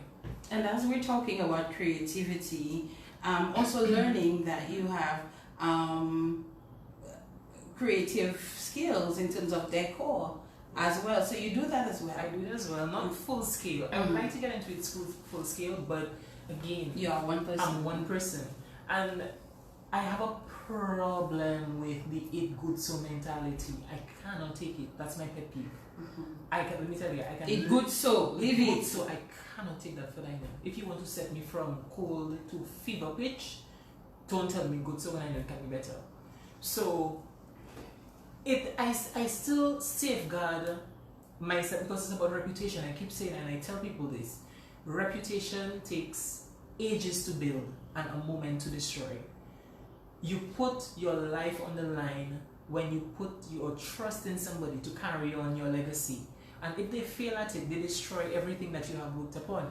So if you are working with me at any level, be it as a queen contestant, as somebody to work in the salon, as somebody to work with me on a project, you have to have the same mindset as me because we will be button heads all the time. Okay. We will be button heads all the time. So quality is a thing we must aspire to.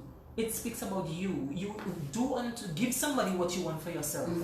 You understand? If you want it this good, give it to them that good, even better. Because at the end of the day, a good name carries more weight than just saying, okay, it was good, or yeah, she did good service, but yeah, she did good service, but don't give me the but. I don't want to hear but. If I'm doing something for somebody, I'm sorry to be so blunt about it, but I don't want to hear somebody say, Natalie did that for me, you know, but that but have to be good. You have to come good with that but. Because I remember not too long ago, I had done a haircut for a young lady and I said to her straight, at the end of the day, first time you're cutting your hair, and you're not sure, whatever, but I sense that she has sensitivity about cutting.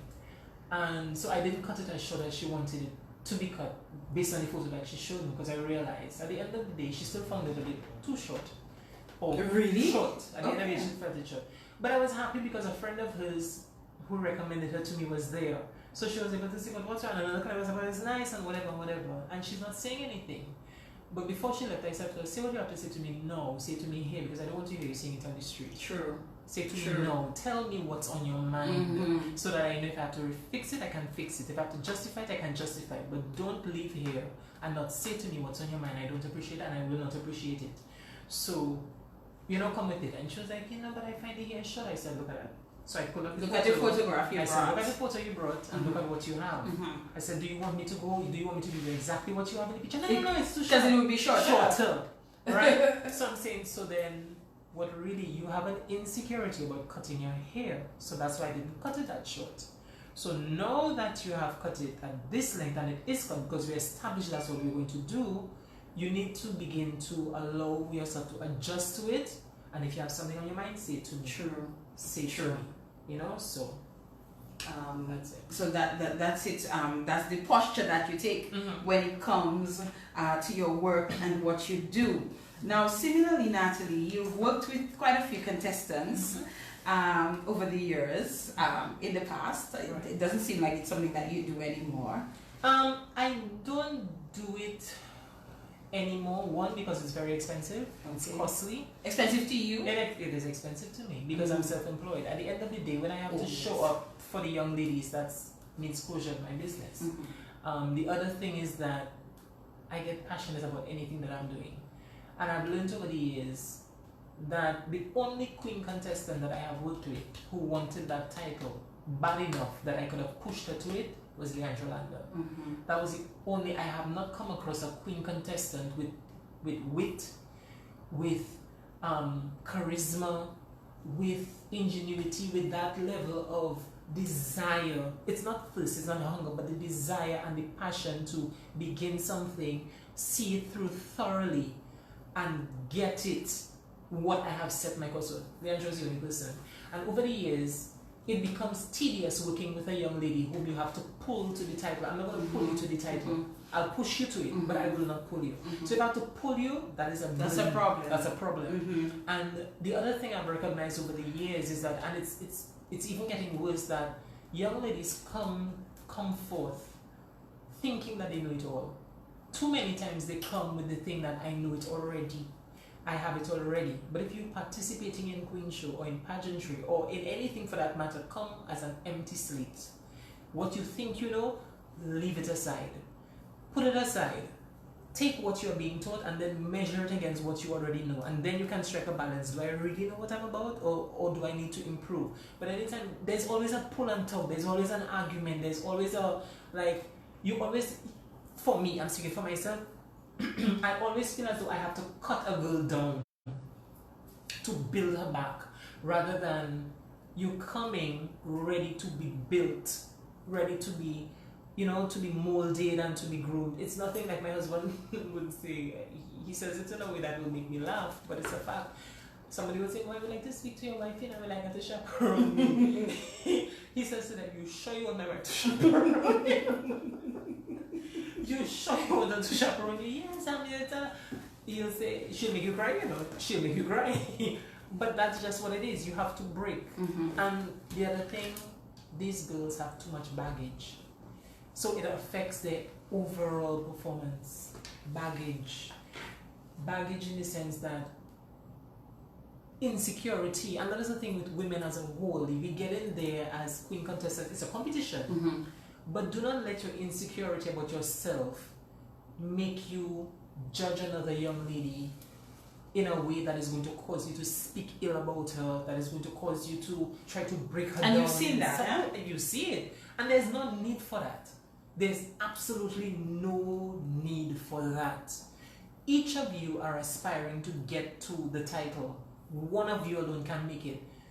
But because you see yourself in an area where you are weak, you know what your weakness is, you don't want to accept it. So therefore, you look at somebody else's strength and you try to break them down. And before you know it, you're speaking about the girl poorly, your chaperone speaking about her poorly, somebody else talking about another one, and it's a whole, the entire atmosphere gets toxic. It gets toxic, unnecessarily toxic. And whereas a contestant can go in there, a young lady can enter there and come out so much more a stronger person, gaining so much more knowledge. They come out with knowledge, but they come out broken. They come out, they have the title, but they are exhausted from all this psychological turmoil. It's absolutely. How do you, back then, is it something that you would still do if it depends. It depends on the young lady. It depends on the situation. Yeah. It depends on a few things. Yeah. What helps in your decision when a young lady comes to you and says, Natalie, I would like you to chaperone me? Humility. That's all. Humility. You don't have to know anything. You don't have to know anything, because the whole process is to build you. It's for you to recognize what you have. What about potential? Do you look to see if there's any potential? Not really. Not really. I wouldn't say I'm a queen maker. I don't want to say that, but you have to recognize your potential. Even if I recognize your potential and you don't see it, you're not going anywhere. You have to see it. You have to recognize that there is a queen in me that needs to come out. Queen in the sense that you can enter a room and your presence alone draws attention, not in a negative, in a positive. Because a woman can enter the room and somebody draw attention because and just do that. Sure. And then another one can step in the room and somebody can say, wow, there's something about this girl. Once people can discover that about you, you must know what that is. And once you can find that, you begin to build on it. And it has nothing to do with being cocky. It has nothing to do with being prideful. It has nothing to be stuck up. The people who get there are those who are able to see the man or the woman low down there and the person high up there at the same level. There is no partiality in how I can deal with you. So to be a queen contestant, don't become an advocate because you are entering the pageant. Become an advocate. What are you? What's your champion? What are you championing? What is your passion? What do you want to see? So when you get there, it's already a part of you. So it doesn't come off as a false image, and then at the end of it, you're struggling to maintain because that's not who you are. It has to be real. Let it be real. It makes the work of a chaperone much easier. So then we can deal with the technical things, but as it relates to the holistic development of the young lady, you already have that. So it will only grow. And that's important in your view. That's very important. It's because that's what takes you places. You can enter, listen. There's a scripture that says, your gift shall make way for you and bring you before great men. It is what it is. Your gift is that thing you have inside that no man can give you. So it's in there. It could be a simple thing as being able to say good morning. You know, you walk into a business place and there's that one staff that every time you see them, they bring you joy. That's their gift. Yes. Now, the company has some representation to make somewhere. They're not going to send the tech to do it as if it involves interaction with people. They're going to send the person who has that gift. Then somebody can just say, oh, Jane, that person, you know, she has, you pull Jane out. Jane has that gift already. The other things you can teach her. But the natural gift that is there, once you have it, nobody can take that away from you. And it's the insecurities of others that allows them to break you and pull you down and that sort of thing because they're insecure. You may have all the education in the world, but you have a poor character. It takes you nowhere. You talk about gifts, and one of the gifts that God has blessed you with is a voice. You also have a voice, and I think we first experienced your singing talent, at least for me, was when you sang with Swinging Stars. I think that's when I first knew that you could actually sing. When did you know that you could sing? When I used to work at Caprice. Okay. I used to sing a lot. There was reflexing on the drums in myself, but yeah, I used to sing plenty by Caprice. Yeah? I used to make noise. And let me tell you, sing at the top of my voice. But what are you hearing there? Yeah, I mean, but then again, at Caprice, the atmosphere was one where you could just relax. Do that, okay. Yeah. And Whitney Houston songs when I Will Always Love You, and I'm there, I'm working and I'm into my work, but I'm singing my song. And that is how I actually got into Swinging Stars. Because one of the clients was well acquainted with Chester, and he came and he said, one of your clients told us that I'm really looking for a female vocalist, and that's how it started. And you went to sing with Swinging Stars? I auditioned, and that was fine. Oh, you had to audition? Yeah, but Swinging Stars have varied. Yeah, that's my band. Do you remember what you auditioned with? What song? Do you remember? Oh God, I'm starting to feel like this is American Idol. Or The Voice. Oh my gosh. I think it was Madness Come Madness Go, Let Them Know, Let Them Know. I think that was the song at the time.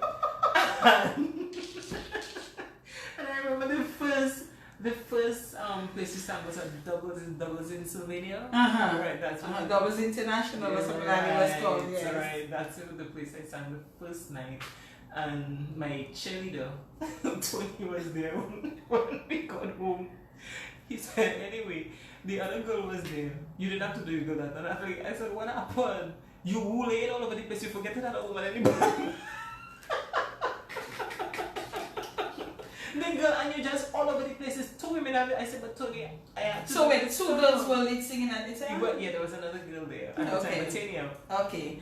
Athenia. Athenia, right. So Athenia was in the band, but I just wanted more lead. They wanted more lead vocalists, but I was just doing my thing. And you just come in front, and it's you do Van. I just said you too fast. So I was just doing my thing, I guess, and that's what it is. And again, too, being a Trinidadian, that's what it's supposed to be. It's in your blood. Yeah, that's what it's supposed to it's be. Vibes. Yeah, it's a vibe. If you do it, do it. It's not. I mean, I enjoyed my time at Swinging Stars. You did. How long were you with Swinging Stars for? 6 years. 6 years. All that time? 6 years, yeah. All that time. Okay. 6 years. And 6 good years. And you opted out because of your family and my Christian. Christian. Yeah. You decided that was it. That was it. And that was the thing. I said to God, I remember when I was going to have this surgery, I started thinking, I think I should leave the band, and start giving, because I started getting closer to God at that time, and I said, what do you think? I should leave the band. And then I called my mother, and I told her that, and she said, no, don't leave the band as yet. I said, you saying that? And she said to me, no, don't leave the band. My mother is a full-fledged Christian. That is who she is. And when I said that to her, I found it strange that she will tell me not to leave the band yet, because I would think, really? Yeah, she'll be happy to hear me say, yes, my child leaving the worldly things for Christian. And she told me, no, don't leave the band until you ask God to remove the desire to be in the band from you.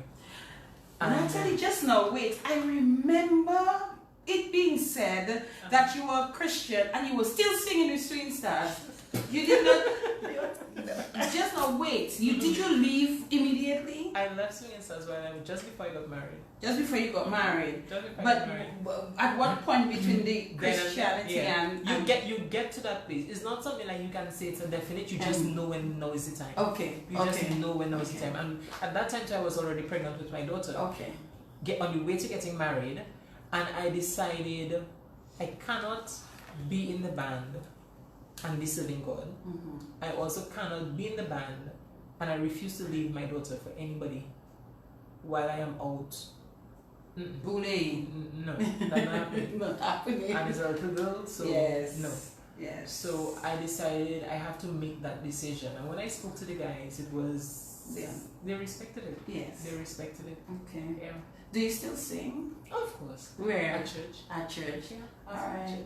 Should we test her to do a little something for us? Yes. What are you gonna do for? Do a little something for us, Natalie. We would love that. What can you do for us? I know you know quite a few of them. If you sing in church, then you should know quite a few.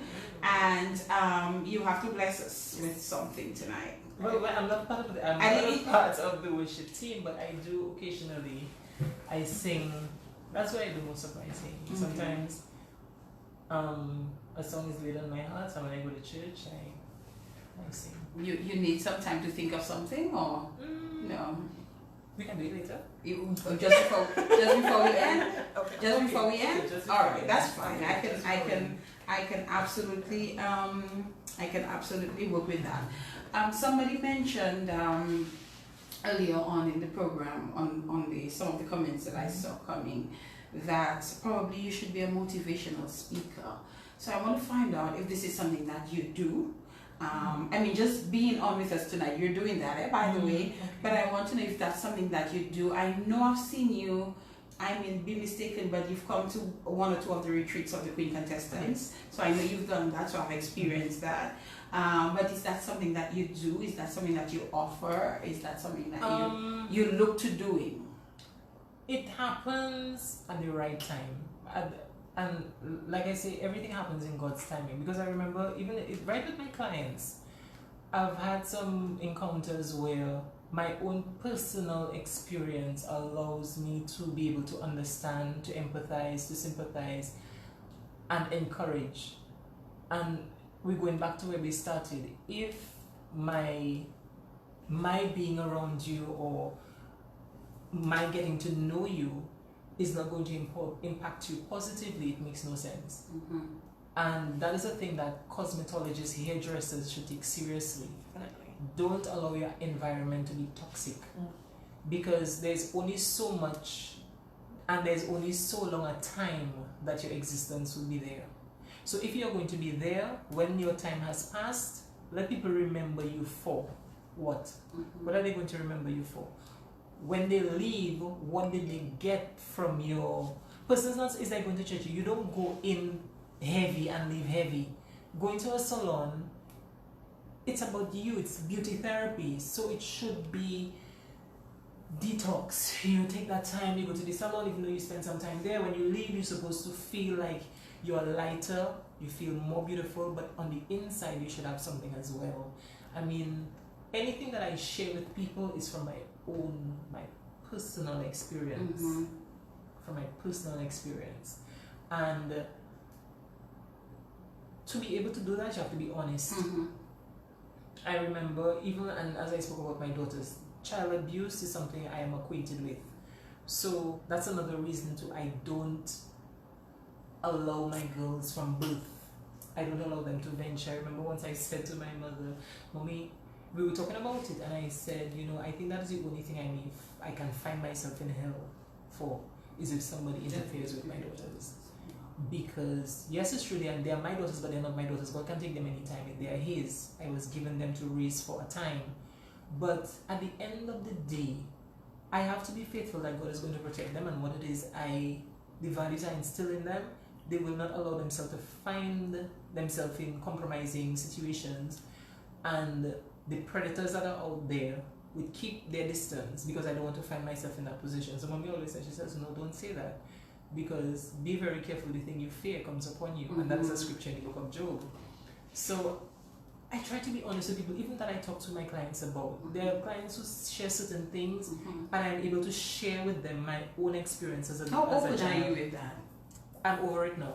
I'm over it. There was a time up to the point when I was able to admit it to my mother, because my mother always suspected that something had happened, and she would have brought me to the doctors, and fear, I never admitted. I remember very clearly Mommy bringing me to the doctor to be examined, but it always boiled down to me having to be the one to say, look, this has happened to you, or this has happened to me. Wait, so are you telling me that you were abused as a child? Yeah, I experienced it. Oh. Yeah, but It took me a second there to pick up that's what you're saying. I mean, I'm not normally slow like that, but it took me a moment there. But again, there was a time that it took me until the age of 22 for me to really admit it to my mother that what was happening, and it broke her. It really, really broke her. It broke her because she remembered asking me, Natalie, can you not remember when I would take you to the doctor, when I would ask you the questions? But fear. I mean, as a child growing up, the perpetrator will say to you, if you tell, yes, and all these other things. But I'm open about it. I'm very open about it because this is my way of helping another woman get over it. I cannot stay in that cocoon. I'm very open about it. But you're over it. I'm over it. You're over it. I am over it. And I speak to my children very openly about it. They know about it. And it's the same way I tell young people, respect your bodies. Respect your body. If you, as the Bible tells us, your body is a temple of the Holy Spirit, don't rape the Holy Spirit. When you bring your body to have sex with this one, that one, and the other one, the Bible tells you that your body, the only sin you commit against yourself is the sin of fornication. So you have your body that you take, the Holy Spirit is in there, that is not in support of that, because that is what is in you. You take it to that place. Now don't get me wrong, been there, done that, I was in that place. But as you grow, you get to know, you understand, so you stop. And you recognize that this is where I was, I repent of that, and I'm not going to do it anymore. I'm going to try. So you don't rape the Holy Spirit by bringing your body to give over to something that at the end of the day is no guarantee that's going to last. You know, and as we grow, we learn, and as we learn, we do better. So if I can share that with somebody and I can encourage somebody, why not? One of the biggest challenges you faced in life? No, that wasn't the biggest challenge. Huh? The biggest challenge I faced in life was writing a letter to a woman whose husband I had a relationship with. That was my biggest challenge.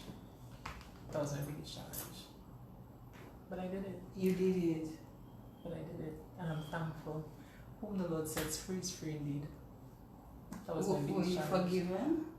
Did she forgive you? Yeah, she did. She did. I speak to her. I don't pass her straight. We are not friends, but I had to do it because if I have to walk in Christ, I have to be like Christ. I have to be the believer that I say I want to be, where He says, it's only my faith that will please Him, and I have to fellowship with Him. I have to be able to do the things that He expects of me.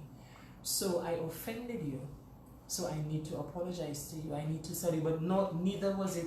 At that point, it was never a thing where it was an intentional thing where you say, oh, my record, so you're going to do that. No. It was, I didn't even, to say how it even started, you don't even know. But it happened.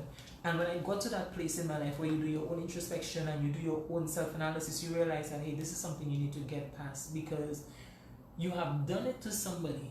So therefore, you need to apologize. You really ended it, you need to apologize. You need to tell this woman that this is what you have done. You apologize for that. The letter turned out to be what, 5 pages back and forth. When I say back and forth, 5 pages, like back and forth. I still never called like 2.5 to like yeah, 2.5. Yeah, about that. But I was free, and my conscience made me free. That when women come to the shop and they speak and they say things, I can tell them.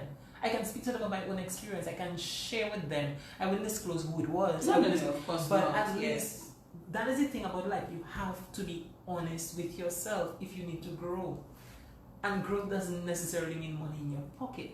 But peace of mind is greater than anything else. That peace is greater than anything else. Wow, Natalie. that was the biggest challenge. This is something else. That was the biggest challenge. I mean, how did you feel? I mean, how did you even think of doing that? Weren't you scared? I had to pray. I literally prayed about it. I prayed Well, about but it. by the way, was that at a point in your life when you were Transitioning. Yes. Transitioning. Okay. And that relationship had been done for Are for you some time. kidding? Yeah, but it was in my conscience. Okay. It was in my conscience. And that's what we do. We turn our consciences off and we pretend that little voice not telling us, look, you know, you need to not do that. You need to, so we turn it off. And that is what makes us heartless. Because unless you can come to that place to recognize that what you do, everything we do affects other people, you know. Everything we do affects another person. If we do something good, we affect them. We do something bad, we affect them. We do well at school, our entire family is happy. We don't do well, our family is disappointed. So we affect people, and when we start living selfless lives, the world will be better, because it's all about self. I, me, myself, I. Yes, I had that time. What did it do? Even though I had the good time at the time, it hurt somebody else. So we don't think like that. We don't think, and that's where we should be. And as much as people say, believe as though, acting as though there is no God, there is, let me tell you something, I prefer believe that there is a God and at the end there is none, than believe that there is no God and in the end, there is. I'm in shit street. Yeah. You understand? I prefer live that way. Because even if you live that way, you cannot lose. You become a better person. You still cannot lose. There's no losing in believing that there is a God, and to reverence and try to live the life that He expects us to, believing that Christ gave Himself for us. So if, what can you possibly lose? There's nothing to lose, you know. It's just to say that we are rebellious. We are a rebellious. It's our nature to be rebellious. Our nature is to not have authority. Our nature is to not have anybody over us to tell us, look, you're not doing it right, or you need to do it. We just don't like it. So we rebel against anything that creates the impression of authority. And even when it comes to God, we can do it because who cares? But He sees and He knows. And we have to give an account. We want our children to be accountable to us. Who are we going to be accountable for? To. If there was anything that you could change from the Natalie you were before to the Natalie that you are now, what would that be? Nothing. Nothing. Nothing. Nothing. You think every step of your life was designed for that God. way? Yep, it was designed that way. And when we speak about regrets, really, sometimes there's certain things I sit down and I say, boy, I regret it. And then, then I find myself asking, what did I learn from that? So even if you regret, but you must get something out of it. So it's still a win-win situation. All things work together for good to those who love the Lord. You know, and who are called by His name and who are called to His purpose and whom He has chosen. So I live like that and I'm fine because I'm just not bothered. For that reason, I'm not bothered. Don't get me wrong. There are things that concern me. Excuse me, but I don't allow them to concern me long enough that it will stop me from being able to impact somebody positively. I don't wear the issues of life on my face. I don't wear it on my shoulder. You will never know if something is going on in my life. That is behind closed doors between my husband and my family. But I agree. But regardless, that doesn't mean that if I cried my eyes out last night, I wouldn't be able to help you tomorrow. Doesn't mean that. So you go to church every day. You're in. Well, I don't mean every day. Well, you know what I mean when I say that. For those of us who belong to other denominations, probably Catholic or whatever else, you know, do you have a different view towards these people, or you take the mentality to each his own? I'm in my church. I'm not going to try to convince Fadina to come to my church. She's a Catholic. Let her be a Catholic. How do you? Well, it's not even about the church, you know, because we're supposed to make up the body of Christ. And the problem we have is denomination. So we become Catholic, and I'm a Catholic, I don't want to hear about you. We become Pentecostal, I don't want to hear about you. But each of us has a responsibility in making up the body of Christ. Some of us are the eyes of the Lord, some of us are the mouth, some of us are His hands, some of us are His feet. And if we don't take our rightful position, we miss it. And then the day will come and Christ will ask, what have you done for me? What have you done? What have you really done? You know, I have given you my talents. What did you do with it? Did you invest it? Did you bury it? What you did with it? So at the end of the day, it's not about the denomination for me. It's about my position and how I can affect you, and how when we speak and we get together, our irons supposed to sharpen each other. If there's something you don't know, I should be able to share. If there's something I don't know, you should be able to share. And we need to be able to come to that understanding. But the bottom line is the written word of God. It's not what you interpret, but what is written according to His word. Like people say, we are all children of God. No, we are not all children of God. The scripture says we become. How do we become?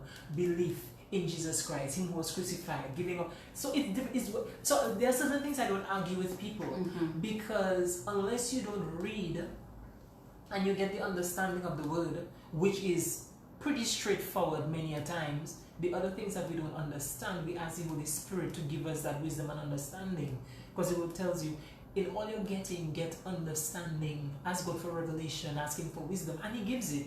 He gives it. But we don't spend time enough. We make time for work, we make time for fun, we make time for play. But when it comes to God, it's yeah, God will understand. But we don't have that same passion. We don't have that same desire to get close. He says, draw close to me and I'll draw close to you. To my friends, I will tell my secrets. So if you really want to hear from Him, we need to get a little closer to understand. You could be a pastor, you know, right? I'm saying that like this. I'm saying I could go to a church that she's the pastor. You know? First of all, I'd be comfortable coming to talk to you about the things that bother me. I think you would preach the right things. I'm just saying, Natalie. Natalie, I hope I know the song is in your mind as to the one that you want to do for us, because we're going to have to get ready to wrap up the program. I could go on with you all night, I swear.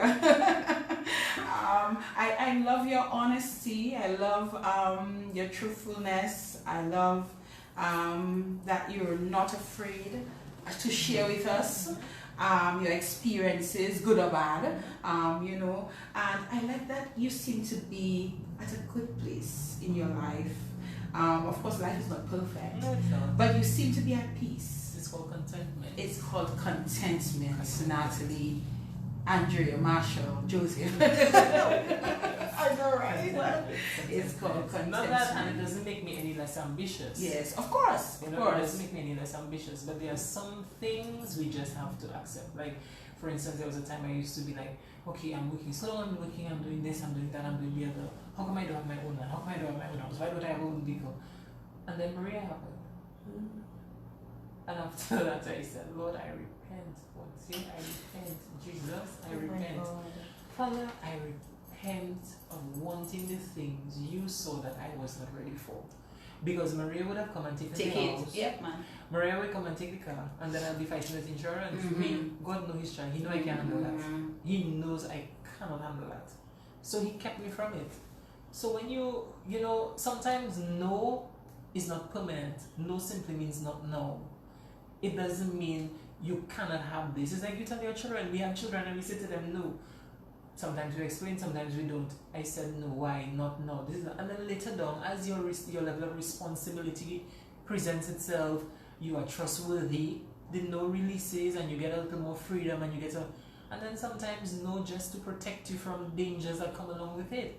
So, it is what it is. It is what it is. Well, I hope God has inspired you now. It's something beautiful to see. Because, I mean, you know, we know the people are saying you need to be a motivational speaker. You see, I tell you, I'm telling you, you know, I've truly been inspired in so many ways tonight that, you know, you have no idea yourself. But that's the purpose of why we're here, is to speak to others and to get them to understand, to get them to reflect, to get them to act, possibly in some situations as well. You know, there might be somebody getting ready to write a letter tonight. You never know. Natalie, what are you inspired to sing for us? Something beautiful. Kadisha, are you going to do a separate video of singing for us? Yes, okay. Let's do that.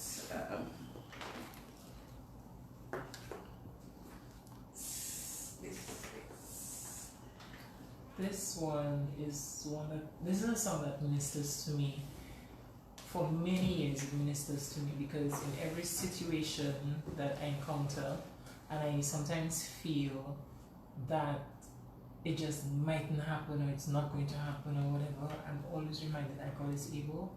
He will do exceedingly, He will do abundantly above everything we can ever imagine or think.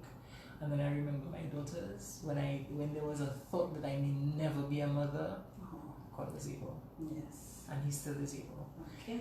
So I pray that as I bless the Father with reminding Him that He's able, I hope that someone gets a breakthrough through this. exceedingly, abundantly, above all you can ask or think, according to the power that worketh in you.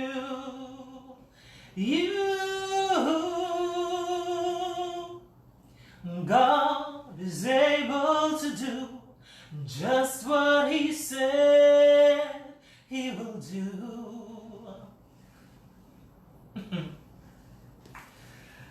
Wow. God is able.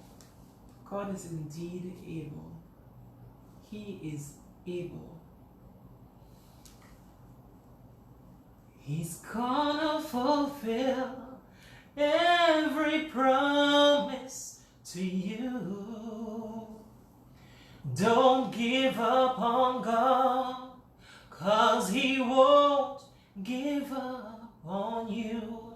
He's able. As I'm saying this, I just got a flash in my mind. There is that person out there who maybe thinks that their situation right now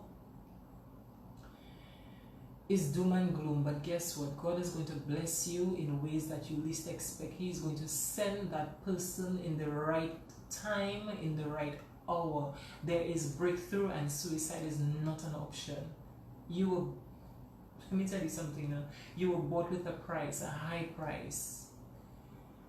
You were bought with a high price. You cannot praise God in the grave. We cannot praise Him in the grave. So wherever you are right now, just wake up, get up, and just begin to praise and worship and glorify God. Praise and worship. The Word of God tells us, for that spirit of heaviness, put on the garment of praise and just worship and praise and glorify God and watch your breakthrough. Trust Him for a moment. He's gonna fulfill every promise to you. Don't give up on God, 'cause He won't give up on you. He's able. Oh, oh, oh, oh, He's able. Oh, oh, He's able. Don't give up on God, 'cause He won't give up on you. He's able. Oh,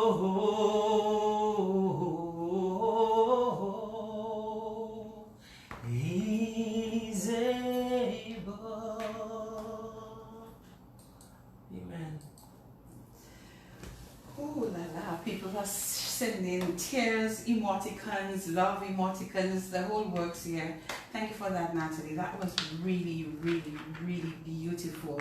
You have a beautiful voice. I really do hope that you've touched men. I'm being asked for a part 2 of the program already. I'm seeing the notes there. And I knew, I don't know, one day I just felt that I needed to have Natalie on the program. And I reached out to Natalie, and she was not quite ready then. And she told me, I told her, it's okay, when you feel you're ready, you can let me know. And I was so happy that you reached out the time that you did and agreed to be on the program tonight. And I know you've touched so many people tonight. I can see those who are on social media, but the radio audience is so much wider than those on social media. And I know that they're listening far and wide tonight, wherever Q95 can be heard, whether on 95.1 or on their website, whatever the case is.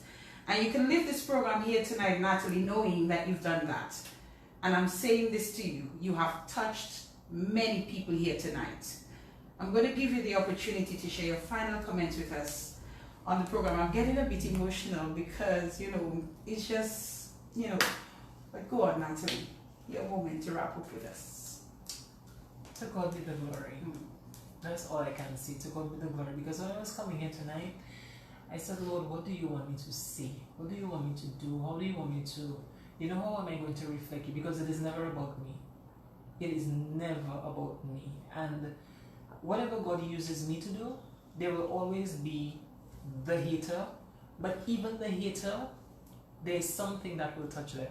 There is something that somebody may not like you for Dinah, but there's something about you that is positive. It's because there's something positive that comes out, and whatever negative there is, that is between you and God to work on. Correct. But I would just like to encourage us for us to be more builders. Let us be builders, and when we build, the most destructive tool that we have is our mouth. Let us bless one another. Let us share one another's. Let us be honest. Be honest with ourselves, that we can be honest with God, because He knows everything about us. There is nothing we can hide about Him, about us to Him. And the more we are honest with Him, is the more we can reach out. We don't reach out because we don't want to be honest to show that side of us. Each of us, our body has a skeleton. And our emotions have skeletons as well. That part of our lives have have emotional skeletons. And we try to push them away. And when we put them away, we bring out those skeletons to other people. And if I cannot be a blessing in my salon, it's best I close. So when people say to me, Natalie, but you're not in town, why are you going so far? Why are you this? I always tell people, God sends to me the people He needs to minister to. It's never about me. So when we go to our workplaces, whatever we do, do it to the best of our ability and say, you know what? Whatever I do, it's a reflection of the Christ in me. What would Christ do? How would Christ do it if it was Him? Would He do it mediocre? Would He do it? We're talking about service, and we're talking about relationship, and we're talking about friends and family. Let's be the best. Not to interrupt you, but your husband is saying, Mommy, I'm very proud of you. Aww. So I don't know if he's writing that on behalf of your children, or he's saying that himself. I just saw You that all there. want me to cry. I'm sorry. You have my eyes full welling up, so take some of that too. Exactly. Take some of that, Natalie. So, well, you know what? I'll piggyback on that. Let's Yes. be one another's cheerleaders. Let's be one another's cheerleaders. That's what we need to be to each other's cheerleaders. And I know I would like to say a special thank you for the opportunity for Dinah to be here. You didn't ask, I did. Just saying, she didn't ask. Thanks for having me. Thanks to my family, my husband and children, my cheerleaders, of course, my fashionistas who helped me get ready tonight, Hannah and Renika. They did a good job. Thanks to my great friends, chat room, to all my clients. You are special and you are dear to me. I love and appreciate each and every one of you. And even those that come, you will share that same love. So thank you for Dinah. Thank you, Kadisha. And to the rest of you, Dominica, thank you so very much. Have a blessed night. And on that note, we end the In the Spotlight radio show tonight.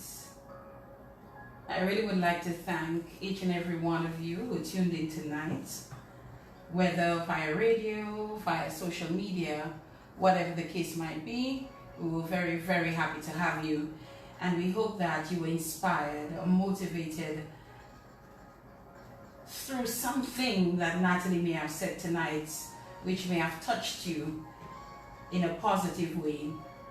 And let's hope that some positive actions also come out from you viewing or listening to tonight's program.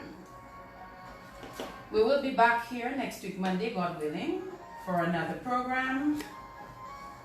Special thank you again to Natalie Andrea Joseph for agreeing to be a guest on the program tonight and doing such a fabulous job at it. Until next time, thank you, Kadisha, as well, for being here.